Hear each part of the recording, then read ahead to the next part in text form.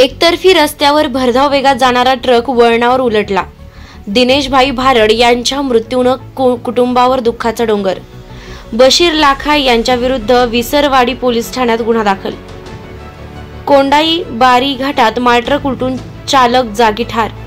धुळे सुरत राष्ट्रीय महामार्गावर कोंडाई बारी घाटात एकतर्फी रस्त्याने भरधाव वेगात जाणारा मालट्रक क्रमांक GJV 9958 वळण घेताना उलटला। सोलापूरहून साखरेचे पोते घेऊन गुजरात राज्यातील सोमनाथ येथे ट्रक जात होता, परंतु कोंडाई बारी घाटातील वळणावर नियंत्रण सुटल्यानं ट्रक उलटून दबला गेल्यानं चालक दिनेशभाई नागाबाई भारड हा जागीच ठार झालाय। याबाबत दिलावर उमरभाई जुनेजा यांच्या फिर्यादीवरून बशीर लाखा यांच्या विरुद्ध विसरवाडी पोलीस ठाण्यात गुन्हा दाखल करण्यात आलाय। शुभम भन्साली, अक्कलकुवा तालुका प्रतिनिधी। किन्नर साईडहून पलटी झाली, ब्रेक फेल झाल्यावर ते किन्नर साईडहून पलटी झालेली आहे। ड्रायव्हर फरार झालेला आहे आणि किन्नर दाबला गेला होता। 2 तुकडे झालेले आहे। त्या आम्ही पोलीस कार आहे त्याच्या सोबत आणि आम्ही सगळे होते।